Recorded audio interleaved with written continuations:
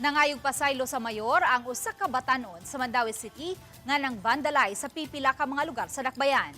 Agig silot kaniya, gipapintal siyag balik aron malimpyuhan ang iyang gihugaw-hugawan. Ang report ni Nico Sereno. Sik nga kung sa binisaya pa, nangita o pagpangita. Kini ang nagsilbing trademark sa usa ka lalaki sa Mandaue City nga nahipatik na sabkunon niya sa lain-laing lugar sa syudad. Karong bag-o ang maong lalaki nga nag-edad og 25 anyos, uban ang kapulisan miatubang kang Mayor Jonky Oano. Nangayog pasaylo ang lalaki nga taguon nato sa alias nga Roger. Pasabot niya, dugay na kaayo kadto nga mga vandalismo, mga napu katuig na gani ang milabay. Aminado siya nga binuhatan nila kini kaniadto, uban ang mga higala bunga kuno sa pagkabatanon. Ug kun nganong sik man gyud ang iyang imarka, sa una kay akong mga kailang mo bandal. Adora ko murag na naagmira ko nila murag na-encourage ko mo kuhan mo suwat-suwat.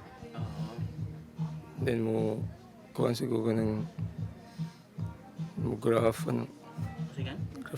Sick siya sir kay akong angga kay sick man din.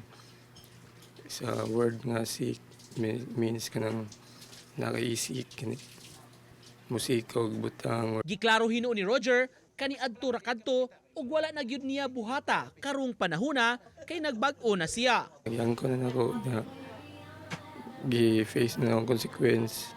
Mahugam siya sa tanawon siya. Agi og silot, gimanduan si Roger sa City Hall nga pangunayan ang pagtabon sa iyang gihugaw-hugawan. Butang nga gihimo na ni Roger ni adtong weekend mapakita nga sinsero siya sa pagpangayog pasaylo. Kahinumduman, milusad ang Mandaue LGU ug hugot ka kampanya kontra vandalismo para mamintinar ang kalimpyo sa Dakbayan.